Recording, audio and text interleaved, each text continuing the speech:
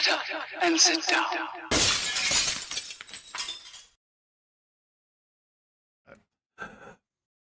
He says, making sure that the button is pressed and we are live. Yes, we're running a bit late because we was dealing with stuff. Apologies for that. But there you go. Hello, hello, hello, and welcome to the Friday Frolic with me, Wiv Festa 67's workshop. how.to and him. The that guru. One there, this one. Him, Hello. the bloke who decided to change all these logos whilst I was abed, and I get moaned at because me thumbnail ain't correct. Really? Come on. Cut me some slack, for Christ's sake. Anyway, Guru Fox is first in the chat, saying good evening, Squiggles, ready for your eyeballs, happy days. PJ says, this is what it feels like to be really early in chat. Bored now, back in 15 minutes. Sorry we didn't entertain you fully there, mate. We'll try harder. We'll get the dancing girls in next time. Absolutely. That's me saying hi, folks. Hi to PJ. Fox says hi, Peach. And then he says, somewhat sarcastically, why are you two saying hi to me when I won't be back for 15 minutes? Sorry, King PJ there. Has his face been stamped on our coins yet? Are you stupid? Oh, that's nice. Speaking of model making Guru logo, top left of the header, page thumbnail needs changing to Guru Fox. Just saying. Apologies we didn't include you in the memo. Yes. Yeah. And I said, before you read it, can't remember, I'm awaiting his artwork. I am waiting for him. Didn't think I'd need to explain that, but hey, you know. It's me changing my channel, not me changing Vesta's channel. It's up to me to give him the stuff. Really? What he doesn't realise, him there, is I've now got to do and refilm all the intros and everything, so I've already said to him, don't keep changing it. Yeah. They won't be changing again. And he goes, that explains it. I should have realised. What we'll do next time, he says, joking, by the way, because I have to point that out, we'll conference call you or send you the internal memo, mate, just so that you're aware. We'll keep you in the loop, mate, you know. Yeah, because, you know, decisions. He is the chairman. He is the chairman. So. The boss of us. Absolutely, mate. It's surprising how many people think that, you know, I often get messages, oh, can you let Fox know tomorrow about blah, blah, blah? And it's like, yeah, I'll wait until he gets up and I'm frying his eggs in the morning. It's like, do they think we're like Eric and Ern, like just sharing a bed or something? It's quite sweet. How many times have we had it on the E-Models gig where folks will say, oh, when you're in the store tomorrow, can you just have a look, see if that's on the shelf? It's like, we don't work there. Yeah, we don't actually work there, dude. Absolutely. Bill says, I've just finished my diamond art. Any bench beverage, biscuits and choice and baboon and all of that. He says, 20 minutes ago, just in time for the frolic. Happy days. Well done, you. Yes. Apple is in. He says, morning, Cole, plus PJ. I'm in bed awaiting Celia, who is not well tonight. Have a good show. Okay, mate. Thanks for that, mate. I'll be going to bed with a girl later as well, mate. PJ says hi to Apple. Sophie Loves RC is in. Says hi, everyone. Thanks, Sophie. The legend himself, Lord Hugh of Gordonland is in. Says good evening. All. Good evening, Hugh. How you doing, mate? Thank you. Big thumbs up. Jeff Light is in. Says hi, Cole Fox and everyone in chat. Hello, Jeff. Love to you. Hey, and a big hug for Maggie. I hope you're doing all right. Crystal, that was it. I was trying to remember your girl's name for the month. Crystal is in. Says Crystal, yeah, that one. Says I to PJ, Bill, Atto, Sophie, Jeff, and Hugh. Hello, Crystal, how you doing? And love to you and Ivy May, mate. Bill says, does his new logo have white gloves on? Yes, the fox is embroidered on the back of his white glove, folks. I don't get paid for this abuse, this. Bobbins is in, says, good morning. Good morning, young Bobbins, my sir. How the bloody devil are you? Bloody hell. Wolf Ritchie says, hi, oh, hello, mate. How you doing? Crystal says, given Fox's history, I'm surprised he's completed the logo that quick. Yeah, it was in 5 episodes, mate. That's why. Yeah. He's currently got the copy and paste ready for 55 modelling groups to post it in about 10 minutes. Yeah. Sophie, go on. Because the secret is use 15-year-old artwork. It's a lot faster than drawing. Absolutely. But he pimps his stuff, I don't, so I'm a fine one to talk.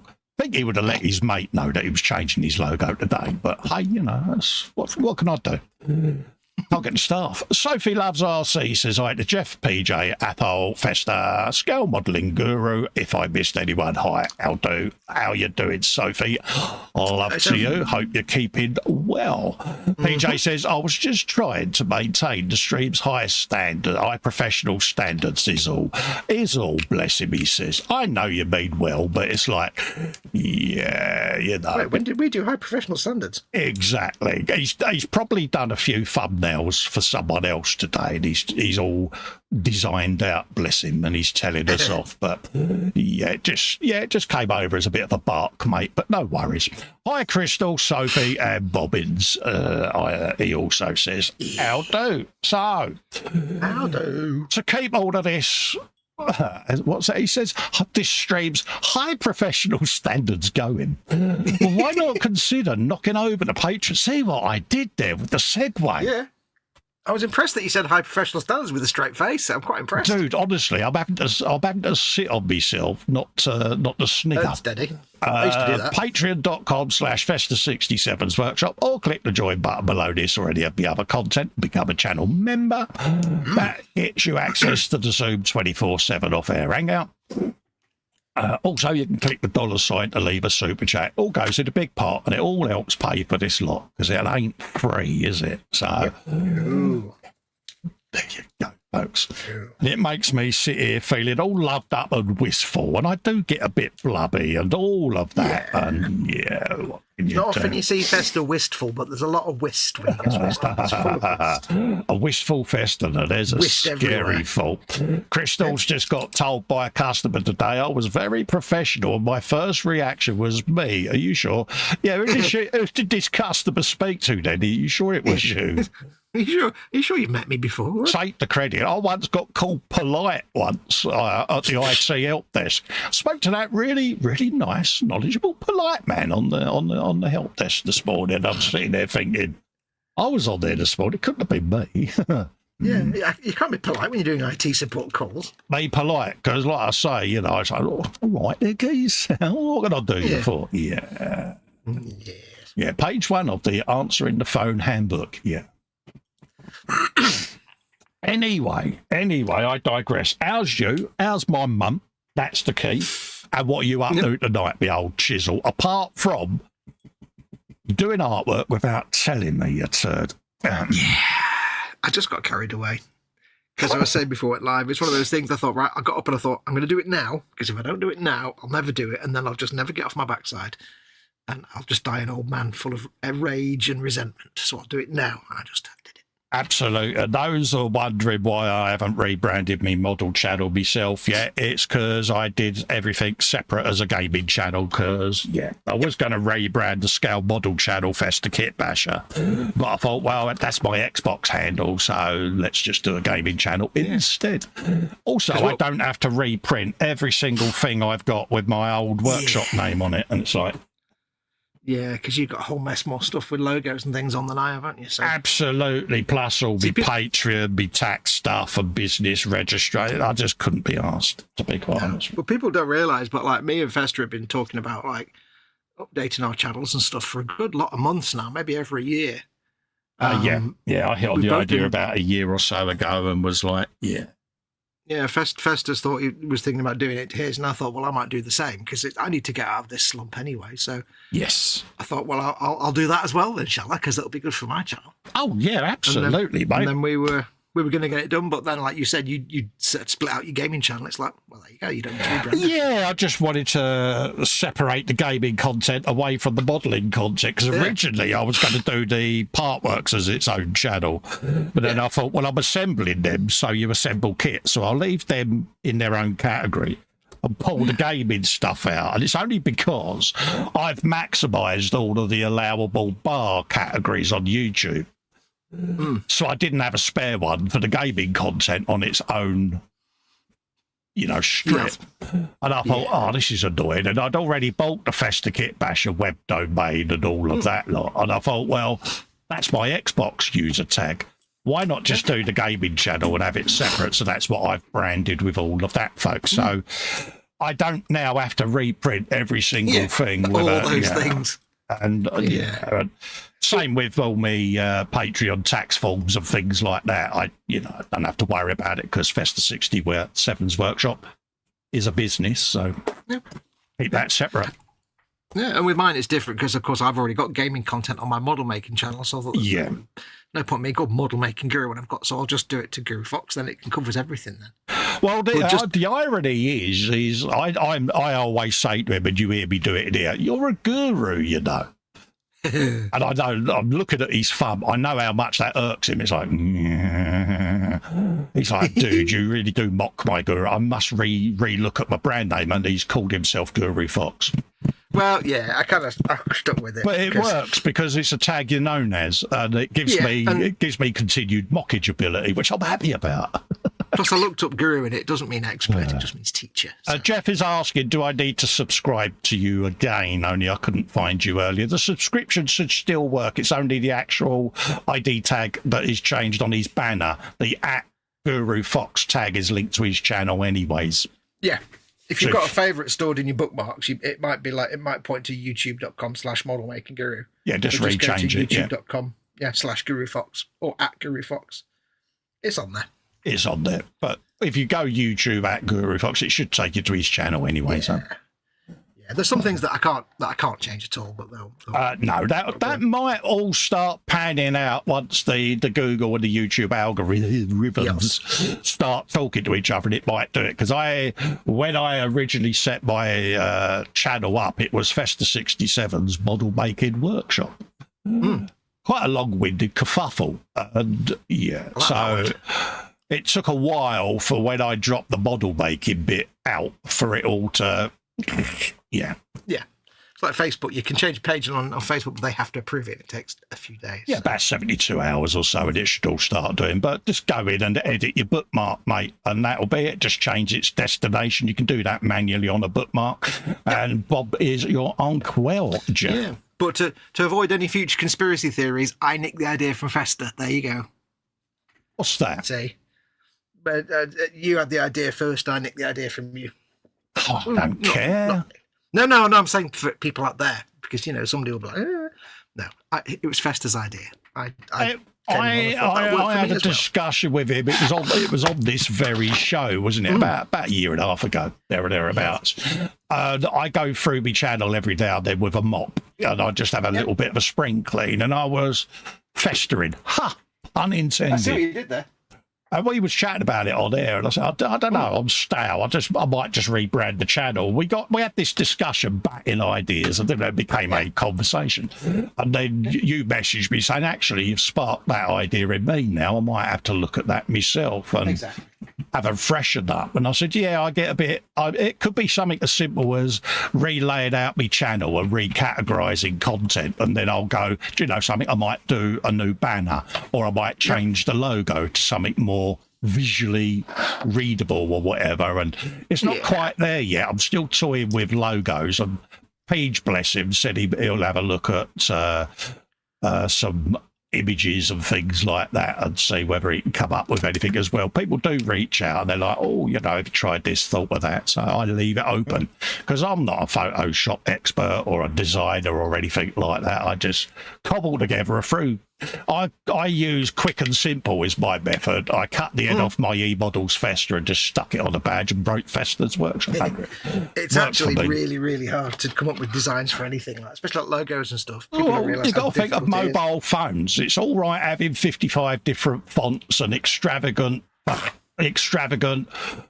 strokes and glows and all of that lot. But when people are on an iPhone and the roundel's about that big, and it's like a thumbnail on a you kind of don't want to overcomplicate spaghetti images or whatever you want to call it. I come from a coding background, and you used to have a terminology called spaghetti code. Where people would have done War and Peace for executable code, and of course when it's run, the system ties up and you'll see whatever the program is flutter a little bit. It's because it's going through 55 lines of repetitive spaghetti code that could have been condensed down into 2 lines. It's not been compiled or whatever. Absolutely. So I'm a bit like that with images, it's like, yeah, let's just knock all of the stuff out of it. When I rechanged my logo last year, it was like, I can't see it, I can't read it. I know it's my logo and what it says, but the viewer might be going, who is that? Well, that's the trick, isn't it? You've got to imagine it's somebody looking on YouTube and you're a tiny thumbnail, and then you're also on an iPhone, like exactly. You Years ago, when I first started all of this, I used to put a gazillion different bits in the thumbnail. You would have it on your computer monitor, a 21-inch monitor in front of it. It looks great. Yeah, 1080p image. But I used to always send the image to my mobile phone or put it up as a private YouTube thumbnail on a meaningless video, and then I would look at it on my phone, and it's like, you can't read any of that. Read that. No. So yeah. So that's why I started changing all my thumbnails, and all my thumbnails now just have a generic cutting map background. Yep. And what it is that I'm actually doing is the dominant thing, and garnish isn't on there because, that's like when I do. I mean, thumbnails and logos, they're not the same thing, but they are like so similar in how you do with them, the principles you need. It's like, absolutely, keep them simple. Don't have like 85 different fonts. And in case you wonder, I'm currently modifying that bad boy still, in case anybody in the chat needs to know. I'm just doing a bit on that. Yeah, sorry. We got sidetracked, didn't we? Yeah, I'm doing my Orc mega track still. Forge World has been said. Mega track. Forge World. But I'll stop now. No, don't. Yeah, so I've always been I've always preferred things like very nice, straightforward serif fonts and things that are easy to read. No one need all these fiddly twiddly bits, and it's like. Yeah. I used to get people say to me, there are other fonts other than Times New Roman, but it's legible. Yeah. But it was one of those, and he was one of them that said it, I do believe, at the beginning, wouldn't it? You might just want to change Times New Roman. But, it's like, I then went for a Germanic style font because I'm a huge Motorhead fan. And it's all well and good. I know what it says because I wrote it's a bit like Old English font. You know, if you know what it says because you know what Old English script looks like, you can read it. But modern people don't know, and they can't read it. So you then have to change everything, and I just, But anyway, we're rambling. I did this last week. I put this turret on with these guns, right? Yeah, see them guns?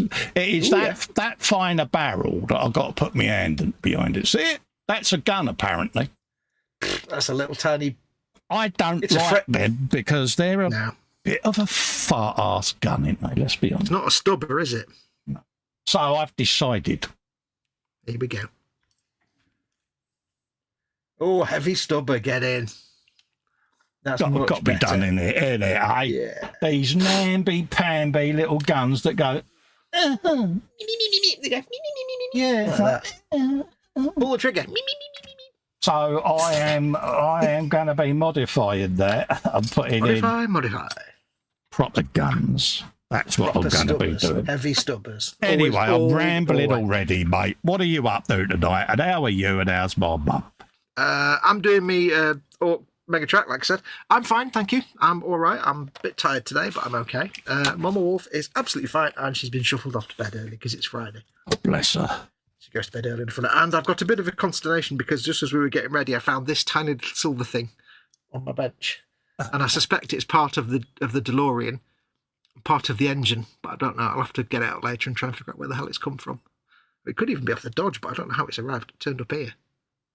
I've not had the Dodge up here for about a year, but you never know, mate. Component. Yes. So yes, but I'm just doing my Forge World mega track. I've got the dudes primed and ready, but they're not being painted yet. So I'm just going to be painting details on this before I do some bigly weatherings. I've got to figure out what I'm doing with the tracks as well yet. So have you decided what weathering you're going to do on her? Well, because I've painted it in such a way that it's rust with a dry brush of body colour, I think all I'm going to do is paint all the other details that aren't blue. Oh, right, yeah. Blue? Is that blue like Bluey? Could be. You mean like Bluey car and Bluey bus and Bluey other thing that... See, he went and said it. The Dreyfus Twitch is now happening. Yep, I regret nothing. But then once I've done that, I might just do a bit of a gunk wash with some enamel streaking grime, and then Your enamel streaking grime. I'm not going to do a lot of weathering on this because it's battered and rusted anyway. So yeah, if you do lots of weathering, it's just going to get battered and rusted. There you go. Knew a girl like that once. Don't know what that was about, but yeah, it was about £2.50. Yeah. That made sense in my head. 2.5 of the Queen, the King, Queens, Kings, even Coin of the Realm. God bless him and all who sail in him. There you go. And I am drilling out my barrels. Drill out the barrels of guns. The comment that made me giggle was Crystal. Extravagant stroke. Is that where you wear the white gloves? I saw what you did there. Sophie, bless you. I'm sorry to see this. She says, I'm not doing well. I've deleted my social media accounts due to pervert stroke scammers. One, get your accounts back up, my love. You're entitled to be online as much as anyone else. And you have the power of the ban and block button, my dear. Use them. You get yourself back where you should be on social media. Yep, don't let them win. Don't let them win, love. Don't let them put Sophie in the corner. So give it a bit of thought, my love. Nice cup of tea, bacon sandwich, or whatever is your favourite bit of sustenance. And reflect and go back and just redo your accounts, re-enable them, mate. And you've got the beauty of filters. You can block people on your social media pages. There is that block button. If you're not sure how, give it a Google, how to block someone on social media. And you're in control. It's a dictatorship, Sophie, at the end of the day, not a democracy. It's your channel, it's your page, it's your account. You are in control, not them. So my best advice to you, my dear,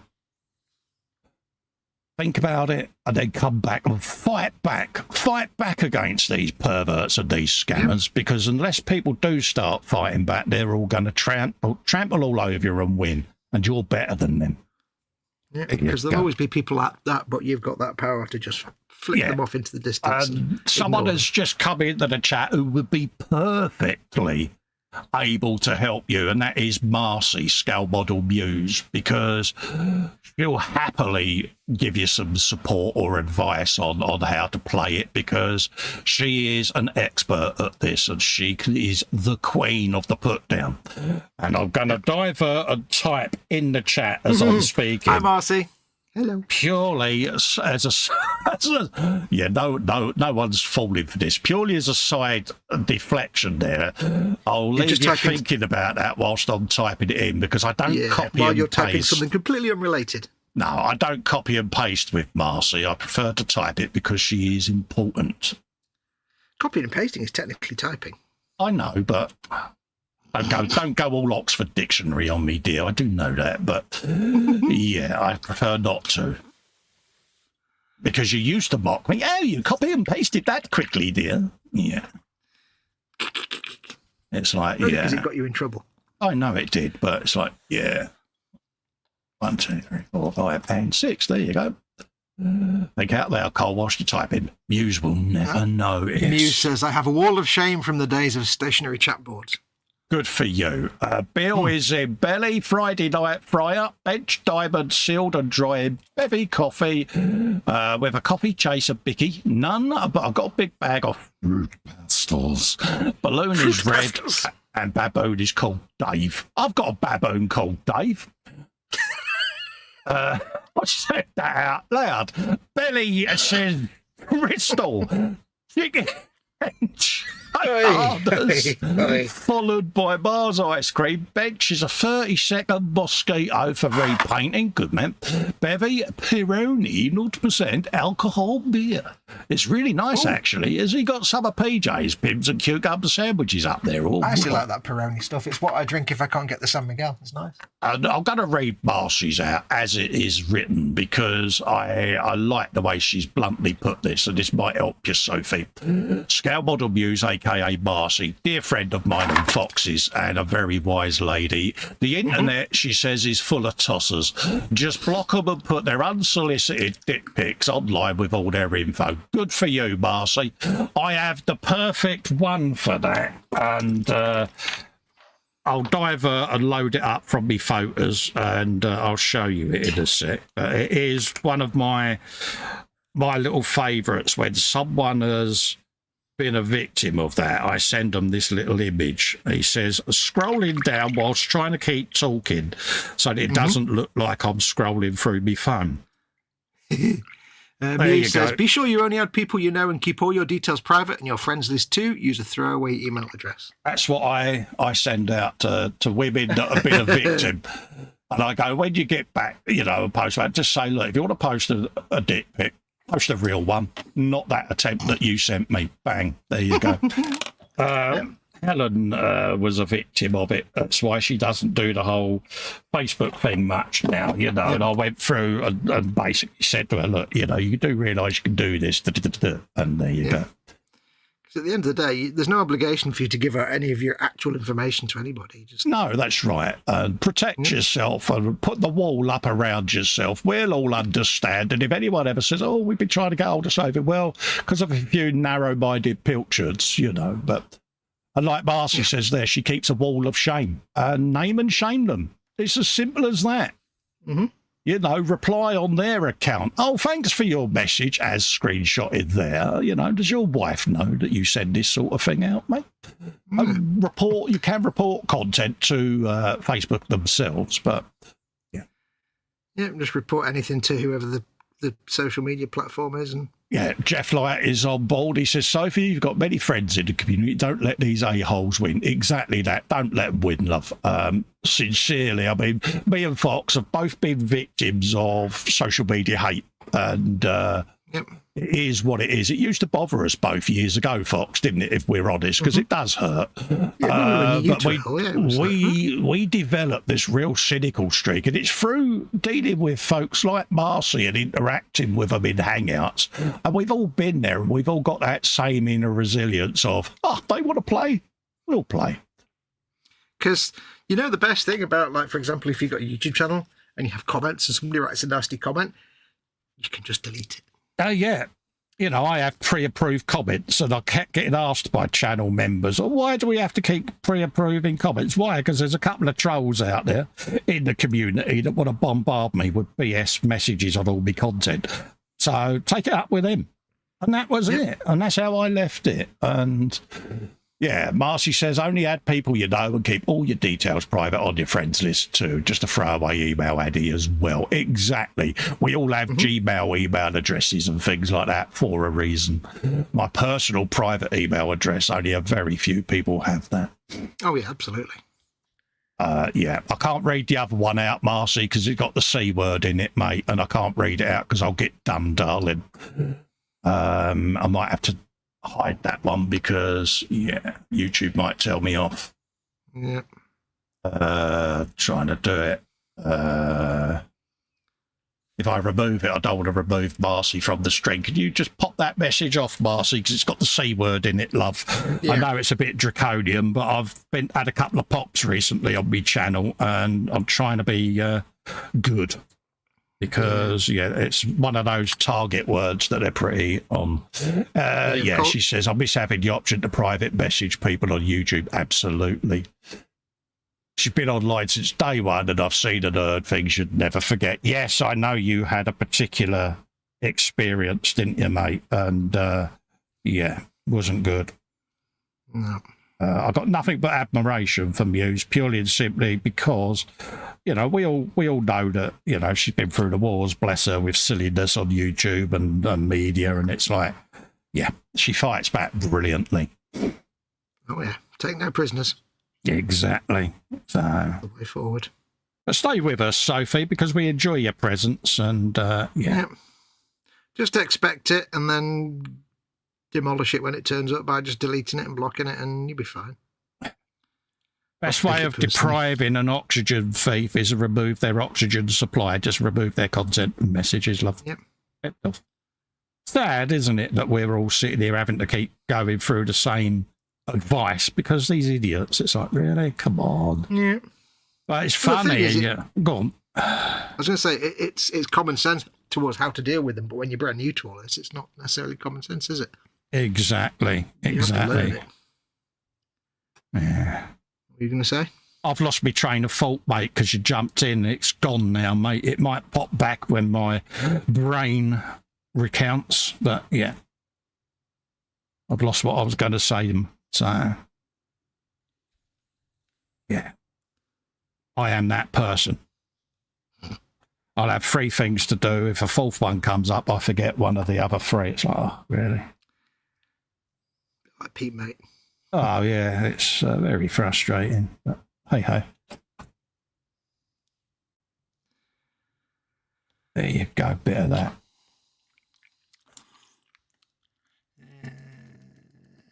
What's he saying? Muse is saying, they're being stupid here. I only heard others talk about it that I still can't see, even though I never laid eyes on them.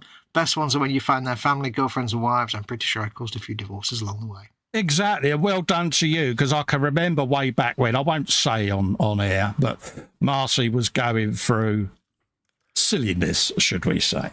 You know, and we could all sympathise with her frustration, and she proper rolled her sleeves up and went for it, and we all massively respected her for it, and still do, because it was like she wasn't going to sit back and be intimidated and threatened and bullied by these pillocks, and she came out fighting, and boy can she fight when she gets one going, and it's like, yeah. Good for you.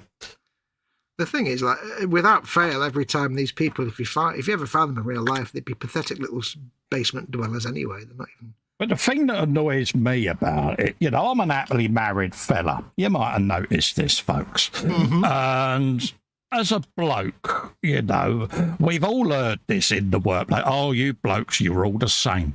And as a bloke that is not like that, it can really irk you, Fox, can't it? Because it can, yeah. You know, we understand why women say it, and we're not saying poor me or anything like that. But it irks us that these pillocks tarnish us with their brush, because we're not like that. But we can understand why women would perceive that all blokes are like that, because there are a lot of them that behave that way. And it's very frustrating for us when we hear of it, because we're like, really?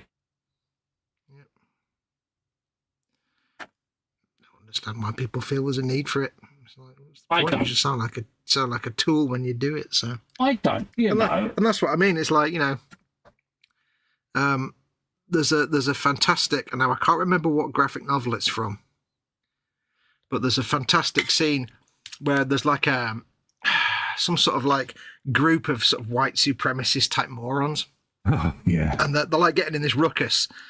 And the main character, whoever it is, whoever the hero is, it's not Punisher or anybody, but he just looks at this one guy, and they're all like spawny blokes. And he looks at this one guy, and he throws the book at him basically. Yeah. And he said, what is it with you racists? Where is your king chin? And this guy's got no chin. He's like, why don't you all have chins? And he's right, they're all just chinless wonders, because they're all like, we're white supremacists. And like, yeah, you're not exactly prime specimens, mate. Yeah. And it's the same with whoever the troll is. They're always pathetic little basement dweller. Keyboard warriors, you know. Look at me being all big and clever behind the protection of my keyboard, and it's like, it's a shame, it really is. Yeah. Yeah, no, I can remember we had an incident at one of my previous employers where inappropriate behaviour between a male and a female colleague, where he was giving unwanted attention, should I say? Yes. And he got straightened out by us fellas for his trouble, because there's no need for it. Sophie says, sorry I caused so much trouble. I'm by gender. I will leave now. Don't you dare. No, do not. You have not caused any trouble, Sophie, at all. So don't you dare leave. You are a member of our family. And at the end of the day, you haven't caused any trouble, so don't even think that. So please don't go, because we're having a frank and open conversation, because we've come across this many, many, many times, and you are not going to be a victim. So you stay put. Yeah, and we talk about this openly like this anyway, on many occasions, purely because we like to give this information to people who may not be, or maybe new to social media, or maybe new to YouTube and stuff, because we've been through it. Yeah, don't you dare leave, Sophie. It's don't even think about it. You ain't going nowhere, girl. Yeah, Marcy, could you tell Sophie not to leave? Yeah. There you go. Look, that is a proper gun. Look at that. That's a proper gun. See? Just fits, doesn't it? Have you drilled out the exhaust holes on the sides as well? Yeah. Good lad. I was going to ask you if you're going to do that. Yeah. That's proper. Bloody proper right. Dakka, that is. Yeah. Oh, yeah. None of this namby-pamby half a job, mate, because half a job, lovely fella, runs the dog and bucket. But don't ask him to do anything for you. Absolutely. You see what I did there? Yeah. No, we've often talked about stuff like this, and we always like to do it because it's stuff that people. Yeah, we're on your side, Sophie. Yeah. We are on your side, and that's the important thing. You ain't bugger. You ain't going nowhere. No, I'd be very disappointed if you did, because I like your work. You seem a very nice person, and yeah, don't let these folks push you offline. It's not happening. Otherwise, I'm going to grass you up to my Aunt Winnie. Yeah, don't get him. Oh, don't be grassed up to Aunt Winnie. You really don't want that. Yeah, absolutely. I make sure if Mama Wolf doesn't want to do something now, I always tell her, if you don't do it, I'm going to grass you up to Auntie Winnie. He does. He does. And she's like, okay. She's become very compliant, hasn't she? Yeah. It's like, I have no authority, but Auntie Winnie obviously has authority in this house. See, I like it because H often threatens me with it. If you don't, I'll go tell your Aunt Win. Damn it. Oh, you can't get around that one, can you? H loves Winnie to bits, mate. She thinks she is so funny. Muse says, it's fun to talk about the trolls like they aren't there. It toasts their backside. And Jeff Light says, no, Sophie, don't you dare leave. Maggie is on side as well. Absolutely. Hopefully we didn't come over as being not supportive of Sophie, because I'd be mortified of that. Yeah, I would. But we're on your side, Sophie, so stay with us. You got a home here, and we would love you to stay. So, and the thing about like me and Festa, on both our channels and both our groups and both our social media things, because I've got my own stuff as well, is we have always been incredibly welcoming to everybody, no matter who they are, what they are, where they are. We've always tried to make a safe space for people of all faiths, genders, faiths, tastes, whatever. Yeah, because we don't care. All we care about is what you're doing and are you funny. We're inclusive. If you're not funny, we'll kick you out. But if you're funny, we don't care. Sophie says, oh, no, not I went. Honestly, Sophie, I'm going to look at the camera for this one. Go on. I'm sorry, I'll go into face cam. That's right. So, apologies for anyone of a nervous disposition. Sophie, don't go anywhere, darling. Nope. You're more important than them, and you're important to us and our little friend circle, so stay with us, my darling, yeah? You need anything, you can get in touch with myself and Fox through our channels. There are contact details. You can get in touch with us on here, and we'll be there for you. So stay with us, yeah? Yep. Bless you. There you go. I'll move my bald head from the camera. But yeah, it's serious business when you get the face. Yeah, though, because it really irks me when people get this type of treatment, because for me, it's morally abhorrent. I don't do racism, homophobia, transphobia, whatever phobia, because no one has got a right to bully others. No one's got a right to ridicule, pillory people for their lifestyle choices or their gender.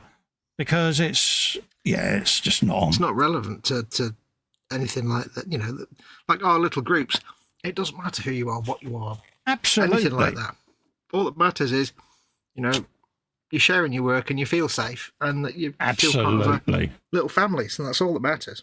Marcy says you need a shave, so I know I do, Marcy. My boy's coming round this weekend to give me a Turkish because I've been offline for a little bit this week because I've had a bit of a relapse going on with the MS and I'm a bit twitchy, a bit shaky, and I'm not safe to be let near open blades, and electric shavers give me a acute razor burn. So he's coming round to give me a straight shave and a head shave for me. So, yeah, apologies. To be fair though, Festa, if I had a son / brother / relative of any kind or even friend who was a high quality barber and could do a Turkish shave, I'd never shave either. I'd be like, I'm not doing that. He's doing that because he's No, I because normally if I wet shave, I use a DE blade, double-edged blade, which is an open Wilkinson sword. Cue the name. But, you know, it goes in the old windy wing razors. Do you remember them? I used to use a cutthroat razor, but Helen confiscated that off of me. Yeah. I went and dig out the DE razor yesterday, and she's like, "What are you doing?" I said, "I need a shave. I look like a tramp." She went, "Cows round the weekend, mate. Can you not use an open blade at the moment because you're a little bit jerky at the moment?" So yeah, apologies. Hence why I don't do a lot of face to cam. But, I've been very good this last week. I've been shaving and everything. Yeah, it's been a funky week this week. Yeah, I was like I say, a little bit poorly after the E-Model show, and it was just like, So I went off air for a couple of days and off grid, and came back home yesterday. It was like, someone was panicking, weren't they, dear? I don't know, who was that? Yeah. I forgot, stuff, and I was just worried that you weren't well, so I was just making sure you were all right. Helen came upstairs with me phone. She said, "You might as well have this." I said, "What's up, love?" She said, "Well, so far today, it's worked its way along the worktop and has started to turn left on its own." She said, "I think it might be Fox wondering where you are, love." It's like, yeah. And when Festa doesn't appear when he's supposed to appear, I just get worried for my mate. So it's a standard joke with us. I think he does it to see how far his phone can go. Yes. It's all good. Right, that's that. And there's one other thing to consider as well when when we've been saying, like, our groups, Festa and my groups, are very open and welcoming, and everybody's welcome. How did you get in, you turd? What? A moth. Yeah, flyy thing. It's like I've got the window on the narrowest of openings with a mesh in front of it, and it's still got in. They get in when they're tiny, and then they grow dead quickly, and they can't get out again. Know what's happening now? I was woken up the other night. I was lying there in bed, quite happy, and I was woken up by the sound of a spider walking across a poster on the wall. Oh, right, yeah. I lay there and I could hear... You have got ears like the proverbial S-house rat, ain't you? I'm like, what the hell is that? And then I went, I know that sound. That's the sound of a spider on a poster. So I got up, turned the light on, and there's this spider crawling up a poster. I'm like, I'll throw you out. But could you have not done this when I was actually deeper asleep and didn't hear you? Because that would have been better. Absolutely. Right, let's have a quick look at the chat. Crystal says, "Don't go, Sophie. Anyone tries starting anything and they will be in a world of poop." All joking aside, and with the best of intentions, we do have the Zoom group. There's a safe space in there. You're safe in there, Sophie. And if it's something that you would consider, then, message me privately and we'll sort something out, mate. Because, I'm concerned and worried for you. And we have a nice little community in there of like-minded people. And you can go in there and anyone that is, how can we say, not appropriate for that group soon gets filtered out and removed. Yep. So. And you will be surprised how many people in our community are more divergent in many ways than you may initially think. Absolutely. Yeah. Absolutely. You'd be quite surprised, all the people that hang out in the hangouts and in the groups and stuff. They're not all like, Marcy says, "Yeah, you need another set of hands." It is very difficult. I don't want violins, don't get me wrong, but the condition really does kick me at the moment and keep coming back with a vengeance. And I always worried when it would start going for my hands. And it's just letting me know every now and then that it can go for them and tells me to slow down. That's why I'm changing my content on my channel. I'm moving away from certain genres and styles of modelling because it takes me too much effort to achieve it now, and it does go wrong rather quickly, and then I spend more time stripping paint off of shiny models than I do applying it. So now I'm going more weathered, so that if I do have a twitchy jerky moment with the hands of death, Edward Spanner hands, and then I can disguise it with a bit of pigment powder or whatever. So I'm moving away from things that unfortunately I'm struggling with. Overcome, adjust and adapt. Absolutely. I've got a couple of high-end builds that I want to get done before I have to stop, one of which is the ZZ Top Car.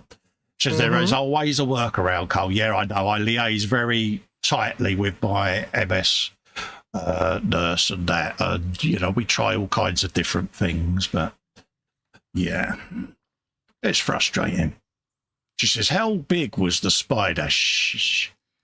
Yeah, it was actually not very big at all. It was for some reason, despite me saying often that garden spiders never come in the house, it was a little garden spider, it was about that big, little garden spider, slipping, sliding up its way up a poster. So I had to go and throw it out. So I didn't feel bad about it. According to Fox, it will be a Jurassic-sized, Tyrannosaurus-sized spider. No. Because you're not a cranefly fan either, are you? It's like no. I sent him a message on the Messenger a couple of weeks ago, and I just put this picture right, and the caption to the picture was "unanticipated bathroom nonsense." Yeah. And I went in the bathroom for my morning ablutions, and there was a great big cranefly just sat on the window ledge. I'm like, really? So I got it in the glass. Yeah, they hunt him down.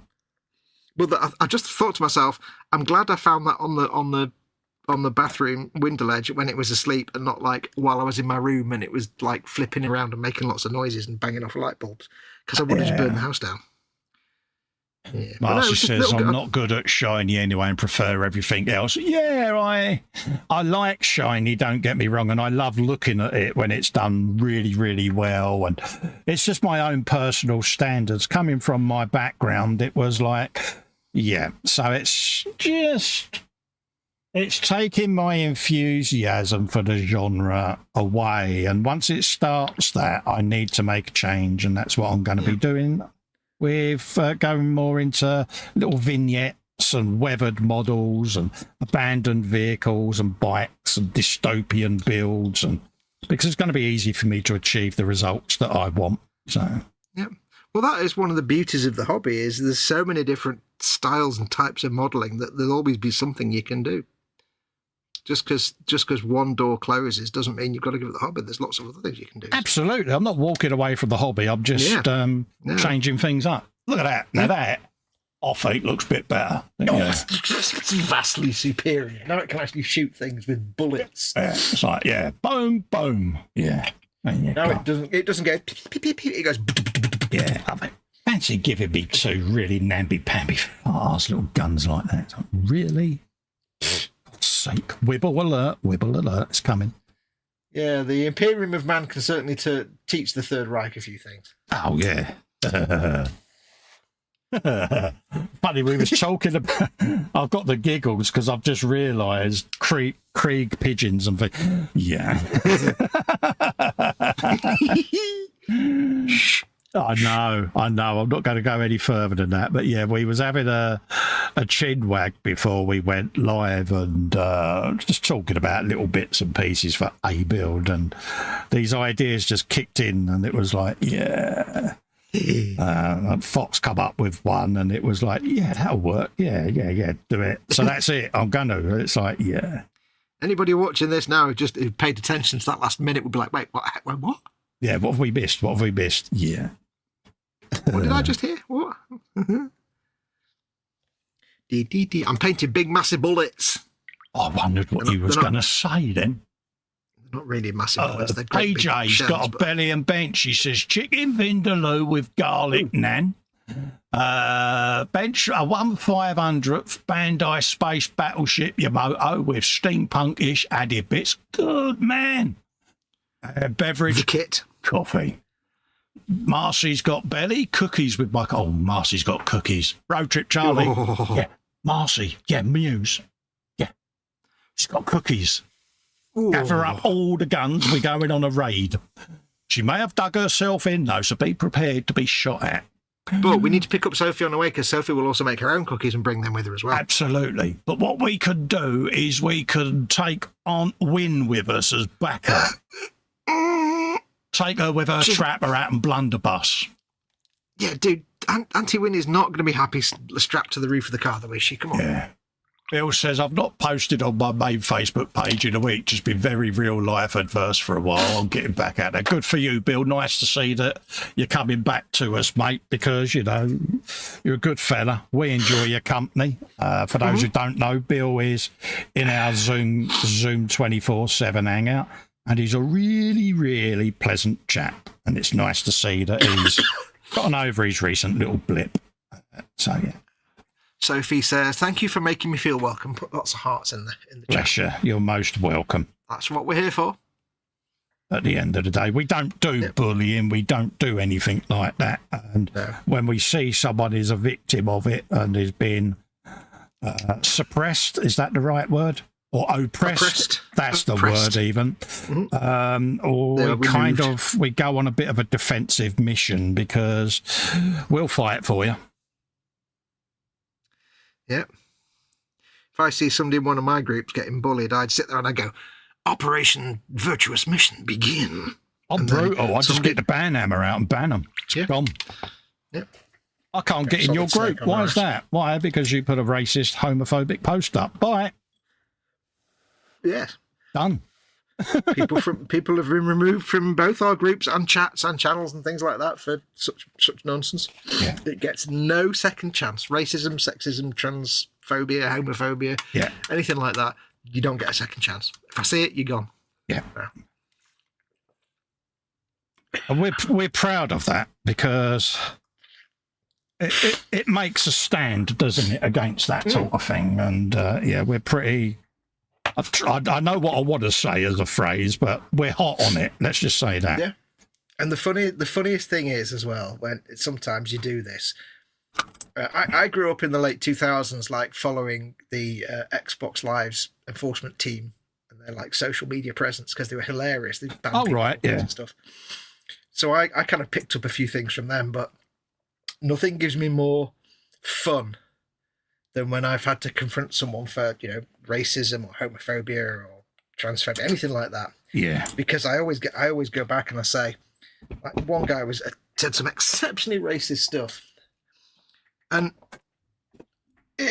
he tried to pull the old, "You're a white guy, I'm a white guy. Come on, you know what I'm talking about." No, really? On you? To which my simple reply was, "I'm a middle-aged white guy. Don't assume that everyone in my family is also white." Exactly. And he went, "Oh, that's what made me prick my ears up there." I'm like, really? But don't assume that everybody in my family is middle class white, because they're not. Yeah. Oh yes, I had someone been slightly homophobic in a off-air hangout once, and I had the ultimate. Yeah, I didn't want that sort.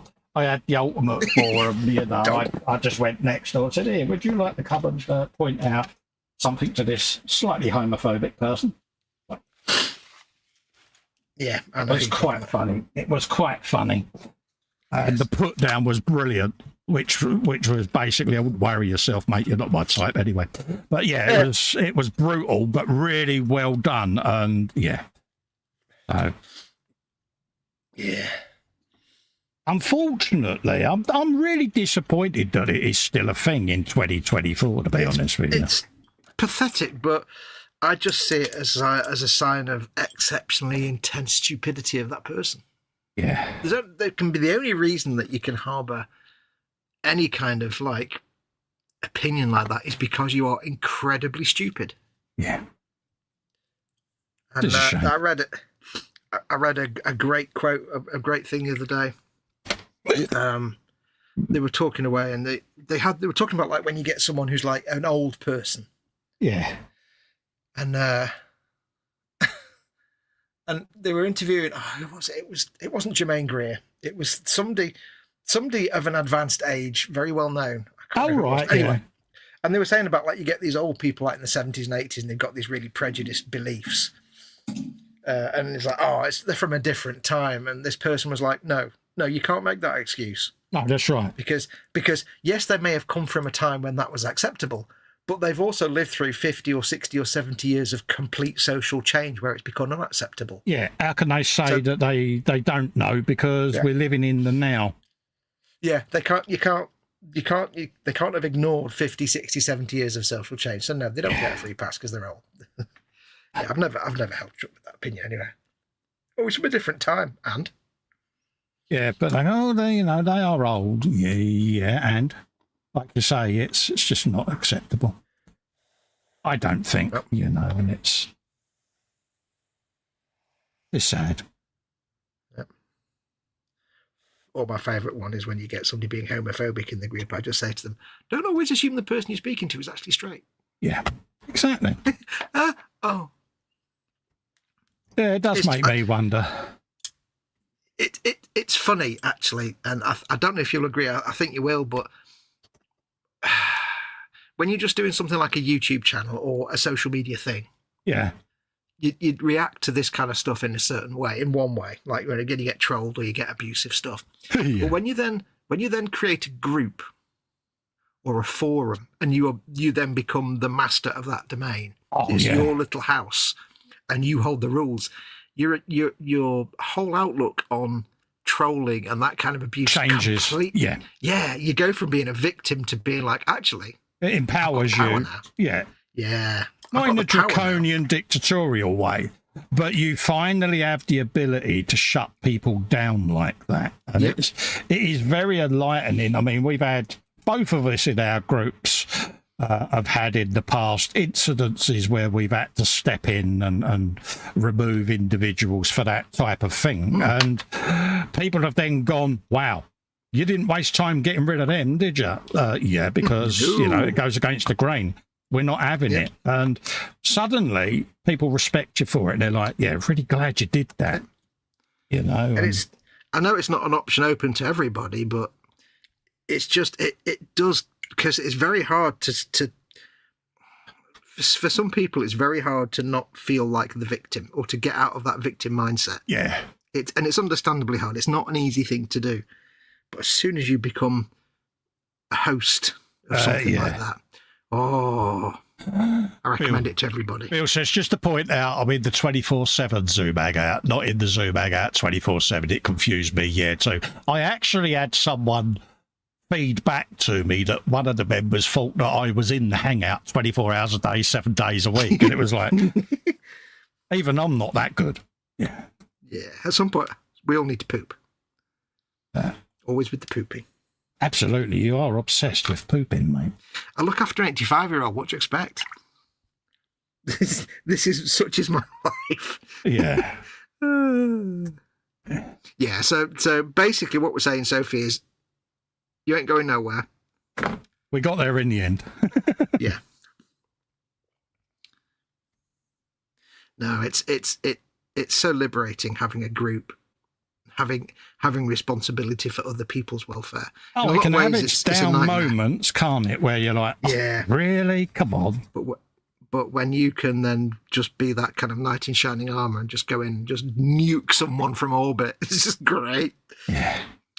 Oh, right, it's time to go and activate the orbital laser cannons to get rid of this tow rag. He messaged me the other week and he was like, you're right there, guys. Yeah. Oh, sorry, I messaged you about an hour ago. And I went, I just had to wield the panhammer, mate, so I was busy. I was jealous. He was like, dude, you didn't beat about the bush. I went, no, I thought about it. I mulled it over. There's no excuse. They're gone. He's like, you're more brutal than me now. I was like, Oh, God, yeah. Yeah, Festa is an absolute monster. Festa's an absolute monster. And that's the thing. That's the thing with groups, and you've said it and I've said it. People don't realise, but when groups and forums and things like that are owned by a person, any kind of private group, they're not democracies. They are dictatorships. Yeah. The person that owns it runs it. It's their rules. They're usually benevolent dictatorships, but that also means that the people in it are well protected. Yeah. So the trolls get no opinion. Absolutely. Don't get us wrong. We're not sitting there going, you can't discuss this, you can't discuss that. People talk about what they want in the 24/7. As long as, they're not issuing hate to other people and things like that. They've had a bad day, they can come in, they can have a bloody good wibble about stubbing their toe on the chest of drawers or whatever. But what we don't have is, hearsay, he said, she said stuff. It's like, take that somewhere else if you don't mind. But yeah, but if anyone has been... How can we say? Because I've got to be careful, because obviously not everyone knows people's orientations. But if someone's had something said that may be a bit offensive to them and have reached out, I deal with it. And it's usually like, look, I remind of the rules. Are you aware of that? Yes, I am. So on this particular occasion, why this then? Oh, I thought it was funny. Well, this ain't the group for you, mate. Exactly what you're talking about. and that was it. And he was like, dude, bloody hell, even I couldn't react that quick. I said, no, it's just, for me, there's no defence for it. Not these days. And the thing is as well, I'll tell you what's really eye-opening. It's not happened very often, but the rare occasion when you nuke someone from orbit and they come back later and say, yeah, I was out of order with that, and what you did was right. Yeah. And I want to apologise. It's not happened very often, but I have had it happen. People have said, yeah, I was being a dick, and I don't expect to come back, but I just want to say, fair enough. I was in the wrong. Absolutely. It's unfortunately very rare, but when it happens, it's like, there you go. You do feel vindicated, don't you? Yeah. Because I'll often message him, go, do you think I've been a bit too draconian there? Because I won't react, I give it a bit of fault. And then it's, no, actually, mate, you bang on there. And I go, well, yeah, because I don't want people to think I'm being dictatorial. But then you've got to have a line, haven't you? Yeah. And there's obvious social acceptable taboos, things that you just don't do. And I think to anybody, unless they are incredibly stupid, they'll understand that, and that's nice when they come back and say, "Yeah, I was wrong." But I think people like that, they must just be incredibly stupid. It's the only thing I can think. I think they think they've been very clever, and they're not. And no. It's very easy to sit there and pick on people, but then if it was to happen to them, how would they cope?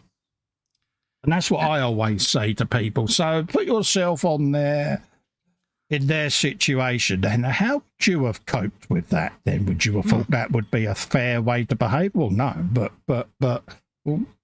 so why did you think that was a good thing to do then? Oh, it just frustrates us, doesn't it? Yeah, it makes no sense.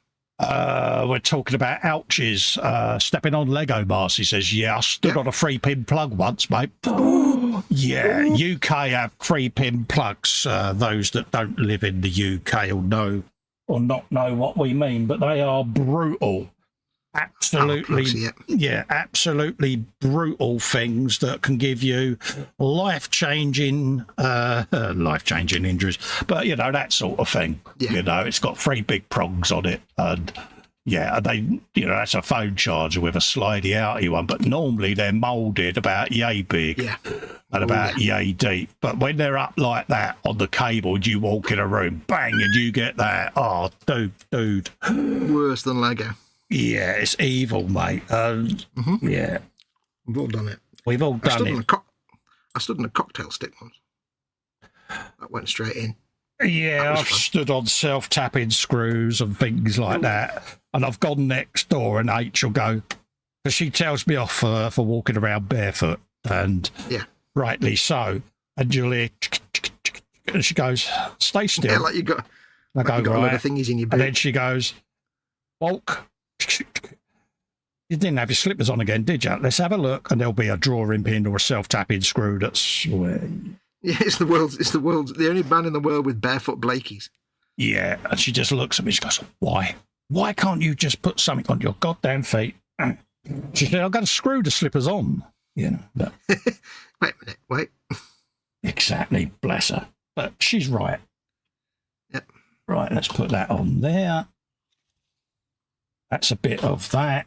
Okay, I'm happy with that. Fine. Okay, so we got to look at his iris now. Oh, there could be something a bit better on there, couldn't there? Festa's always looking at the iris. I wonder would that work. It is a bit empty, the back of that, isn't it? Truck. Yeah, you know what it needs. Need that. The Greebles box will be out during the week so that I can hunt down more things for this, because I've got a couple of ideas. Yes. And it's like, I was going to put a 1/16 scale gun on the front of it, and I had a spare for the KA.Models build, and I de-sprued all the Greebles, and I've put them in a bag somewhere. Safe. Yeah.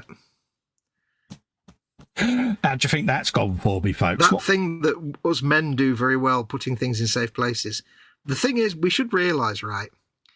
As men, we should come to realise that the only safe space we ever know about is the nonsense drawer in the kitchen. Yeah.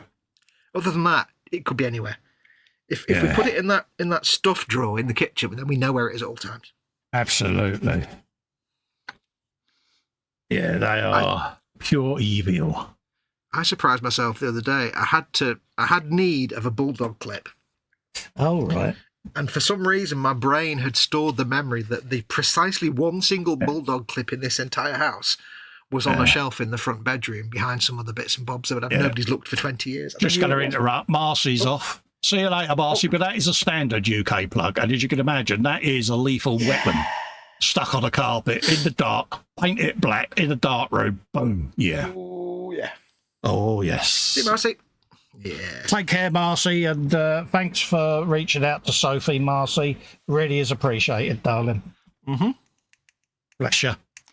Heart of gold. All right. But don't tell everyone, because they might think it's a sign of weakness, and we can't. Yeah, don't tell anyone, because she'll hit us. And she will. She beats us, you know.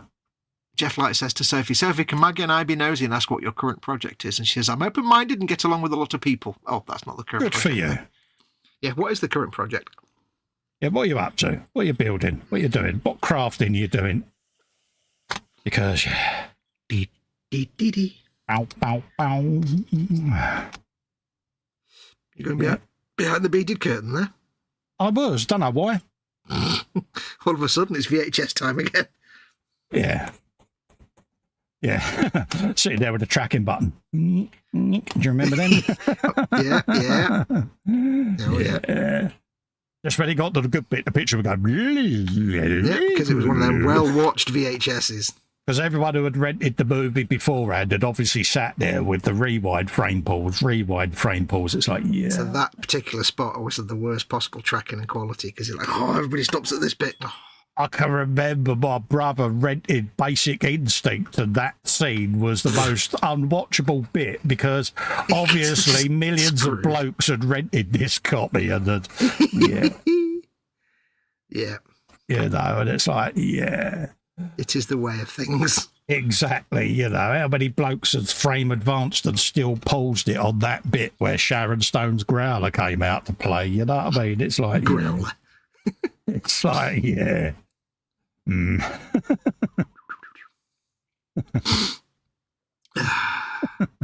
We are simple creatures. It cannot be overstated. Exactly, mate. Exactly. How simple we actually are.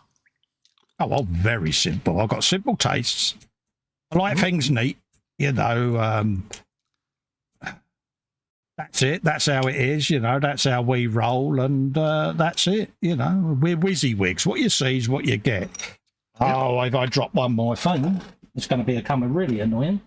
You know, what you see is what you get, and we make no apologies for it, do we, mate?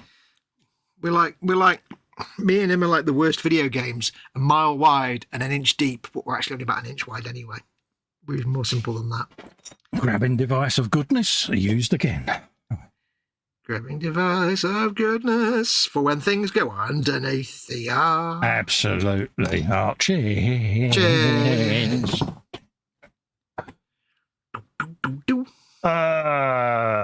Crystal says, spoiler alert, I still haven't seen it yet. Ooh. Marcy says, I bet those greebles are right under my eyes. They probably are, Marcy. They cannot be far. They really can't. I mean, how can I lose a 1/16th scale Sherman boomstick? But I have. How can I lose this? Asks Festa, answering his own question by realising it's him. Yeah, it's around here close by because I had it in a one of these resealable poly bags, and it's like, yeah, I'll use them for Friday. And Friday's come around, and literally before we went, I was, I'll just dig out my greebles. Could you have just left them in the actual Sherman box, but bagged up separately so they didn't get mixed No, up? the only thing in the Sherman box, Fox, is the Sherman. You know, because that's where it lives at the moment. Between episodes, it's in its box so that it doesn't get dust and detritus on it. There is nothing else in there with it, because nothing else will fit in there. Dust. Anybody? Dust. Hey, I'm not going to stress about it. Something it can wait. Yay! The lamp of death. Yay! Something got pinged. Absolutely, the lamp of death. Yeah, if it's a nice, sexy moth, it doesn't get the lamp of death. It gets, But these little horrible things, but they go. I like moths. That one I had the other week, when I said, "Yeah, look at this one," and he was like, "Dude, that is a massive moth," and it's like, yeah. He said, "You're not putting that in the lamp, are you?" I said, "Am I?" Because that's going outside. He's a nice one. See, this is the thing. Is excuse me. For the last few years, all we get moth-wise is the little thin ones, which are still kind of cool, but they're a bit disappointing. Yeah, it's like, no, we don't do things by halves down here, mate. You get a moth, it's a big one. It's like, yeah, that's a moth. The last time I saw a big fat moth, I'd just gone to bed, and I'm just getting settled on here. I'm like, what? Right. What the hell is that? Coming from behind my curtain, I'm like, which is behind where my PC and bench. I'm like, oh God, I'm going to have to. So I get my dressing gown. It's the middle of summer, so I put my big, thick, fluffy dressing gown on, so I'm sweating like cobs. And I'm like, I'm not going to like this. Whatever it is, it's going to be a wasp or a crane fly or something I don't want to know about. Yeah. And I open the curtain, and basically I've got a window that opens that way. It opens vertically, or it opens like that rather than like that. And then there's a mesh and a mosquito net in front of it, velcroed on, so things can't fly in. And what happened was it was basically a big juicy moth about that big. Yeah. It had gone in under the window but got stuck on the mesh, and when I closed the window to go to bed, it was trapped.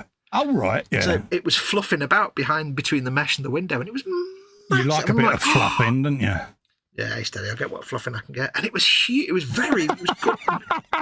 I'll take any fluffing I can get. But it was beautiful, and it was like about that big with wingspan. So in the end, I just opened the window and gently kind of tapped it out, and it went away. And I'm like, that was cool. But now I'm sweating like an absolute behotch. Crystal says, did you put the 1/16th down your pants so you could imagine something that the size of your pants? You take the 1 off, 1/6 scale. Yeah. PJ says, wow, it's only September the 7th. While making coffee, I chanced at a glance out the kitchen window. The person in the flat opposite has already put up their Xmas lights around the lounge window. Wow, really? We've got that person down there who puts the big external Father Christmas on the chimney and wraps the roof with the white felt. And honestly, I mean, the kids love it. The really young kids. Their mums and dads take them around to show them the house. But you sit there and you think, God, their electric bill must be a monster. We've got one at the end of our road, and they're right on the corner because it kind of turns like that. Yeah, 90-degree corner at the end, and they've got that kind of wall of lights that looks like snow falling or rain going all the way down the front of the house. Right, yeah. But it kind of goes like that. Yeah.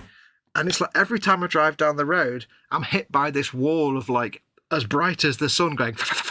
And I'm like, I'm going to crash my car at some point because I'm basically functioning blind every time I go past this house. Yeah, there are folks out there, they do like a bit of crimbo. And it's each to their own. We're not disputing that. But you sit there and you think the practicality of it, and you're like, yeah. And I just could not be bothered to do that every year, you know? It'd be like, yeah. The funny thing is, this house that does it down the street, they haven't even got kids. Oh. Really? And they like it for Halloween as well, you know. They get all the big bats and Frankensteins in the garden, you know, all of that sort of thing, you know. And they're proper into it. That's their thing. Good luck to them. It makes them happy. Yep. Good luck to them. We don't go anywhere near as close to Halloween as the Americans, though, do we? Oh, no. That's serious business. I'm actually wondering whether they might be American, that come to think of it. It might be the guy that has the Stars and Stripes flag flying. We had a flag problem here a few years back where some folks had St George's flags up. They were asked by the local authorities to take them down.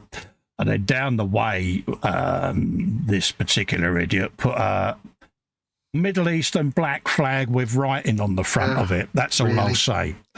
Really? And nothing got said by the local authorities. And it was quite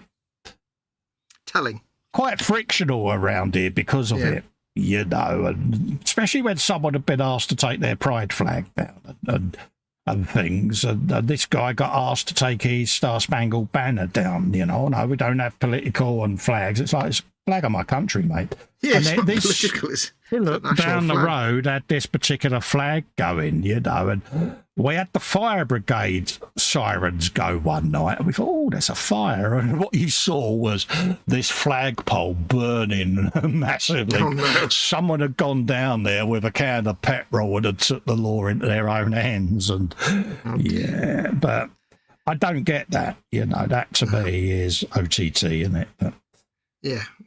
So we don't get political. Well, those are nation-state flags. Not that one is a political flag. So exactly, and it was like, well, you're going to have a rule about flag flying, then yeah, you know. And I get it, because you go to certain parts of the UK where certain, how can we say, categories of UK society may live. You see a lot of that, don't you? And going down the street, it could probably be quite intimidating for a non-local. So I understand when local authorities bring that sort of thing in, but yeah. Yeah. Right. So we've got to try and graph that on there somehow. Grafting. That is then gonna, it's only 1:30. I know. I shall go till 2 though, because obviously I'm on a bit of a thing with me stuff at the moment, so I won't go hours and hours and hours over, because I can't at the moment. It's just weird, because like normally, but it feels like we've been going for about 3 hours. Normally we go for about 2 minutes and suddenly it's 5 a.m, but now it's coming to the way around now. Again, it's that sort of thing where you could just have little chats in here with your crowd, because the chat is what makes the shows for me. Absolutely. Everyone's got opinions, different things that are going on in their lives, and it's just nice to sit here. It's a bit like being down your local pub with your mates, isn't it? You're sitting there and just shooting the breeze, and I find it makes the shows go a lot smoother, and I get to learn things about the crowd and their likes, their dislikes and things like that, and it helps us grow, so works for me. Right, we want to lose some. And at the end of it, we learn it was all about the friends we made along the way. Exactly. I've got schmutz on my glasses again. Ooh. Schmutz on my glasses. Yeah, I'd love to meet Sophie this says schmutz, every mate. day is Halloween. Absolutely. So Sophie clearly likes Halloween. Puts a couple of pumpkins in there. I think Sophie's basically Abby Shuto. Yes. Are you basically Abby Shuto, Sophie? Is that what you're saying? That's a good shout, actually. Do you sleep in a coffin? That'd be cruel. Oh, yeah. That's all the points, that is. We need to clean that up, shape that, and make some panels underneath ready for when that gets welded on. Okay, I can live with Bill it. says, did he say big, plink, fluffy dressing gown? No, I said big, fluffy dressing gown. It's blue. But it's for the winter. But He wears it with pink bunny slippers, though.